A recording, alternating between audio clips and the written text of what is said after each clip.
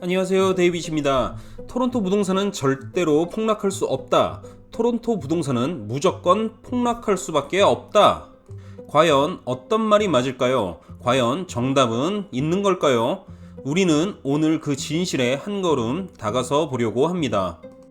먼저 토론토 부동산은 절대로 폭락할 수 없다는 주장부터 살펴보겠습니다. 많은 사람들이 이야기하는 부동산 경기 전체 사이클은 경기 불황을 겪으면 금리가 인하가 되고 금리 인하로 인한 수요가 증가하며 결국 부동산 가격이 상승한다입니다. 이것이 맞는 이야기인지 틀린 이야기인지는 다른 내용을 먼저 살펴본 뒤 이야기해 보겠습니다. 부동산 시장에 영향을 주는 요소는 크게 세 가지로 인구, 고용률, 금리입니다. 먼저 토론토의 인구수를 살펴보면 시리 오브 토론토에서 발표한 2023년 토론토시의 인구수는 300만 명입니다. 대한민국 서울특별시의 인구수는 2023년 기준 940만 명입니다.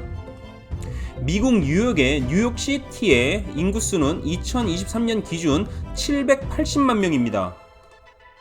토론토는 다른 나라 대도시에 비해 턱없이 적은 인구수를 보유하고 있는 도시입니다. 인구수가 1000만 명에 육박하는 대한민국의 수도 서울시의 부동산 상황은 어떻습니까? 지방도시의 부동산 하락을 넘어서 서울시에서 부동산 시장의 폭락이 시작되었습니다. IMF 국제통화기금의 2023년 5월 보고서에 따르면 한국은 인도, 중국, 태국 다음으로 위험한 나라이다. 지금 한국 부채 수준은 2008년 금융위기 수준을 훨씬 상회하고 있다. IMF는 2024년에 한국의 위기가 본격화될 것이라 경고했습니다. 서울의 강남은 어떻습니까? 강남의 가장 최고의 상권인 강남대로의 상권은 공실이 넘쳐납니다. 강남의 상권 자체가 폭망하고 있습니다. 결국 강남의 아파트 가격마저 하락하고 있습니다.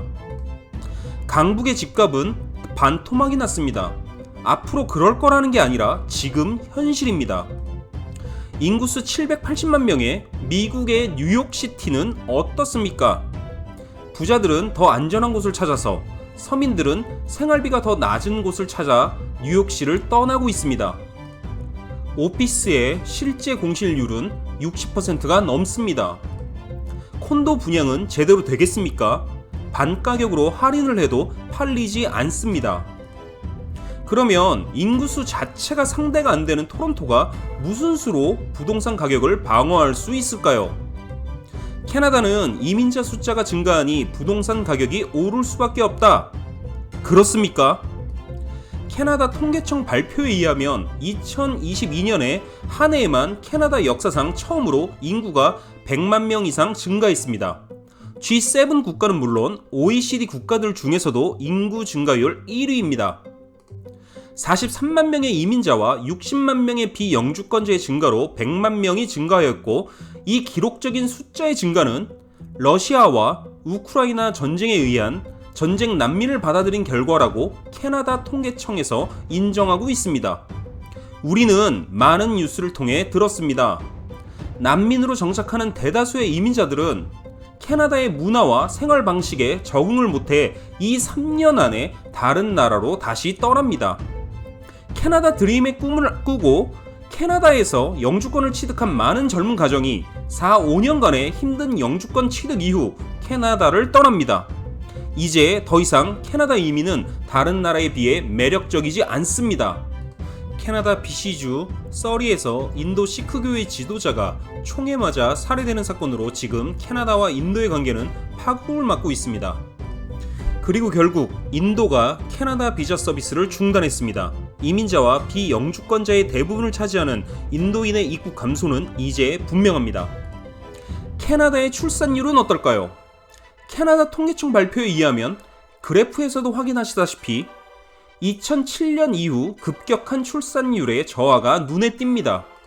여성 1인당 출산 자녀 수는 1.4명으로 캐나다 역사사상 최저이고, 시간이 갈수록 출산율은 적어질 것입니다. 사회인구 재생산 유지 기준 2.1명에 비해 턱없이 부족하며 세계 초저출산 국가 기준은 1.3명으로 이제 캐나다는 세계 초저출산 국가에 이름을 올릴 날이 얼마 남지 않았습니다. 과연 인구수 증가에 관한 설명으로 캐나다와 토론토 부동산 가격의 폭락은 절대 있을 수 없다고 말할 수 있을까요?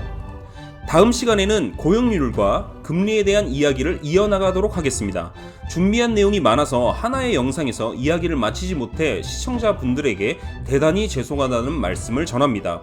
항상 부족한 저의 의견을 찾아봐 주시고 의견을 남겨주셔서 진심으로 감사드립니다.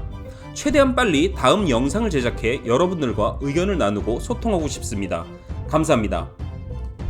오늘은 여기까지 하겠습니다. 끝입니다. 끝!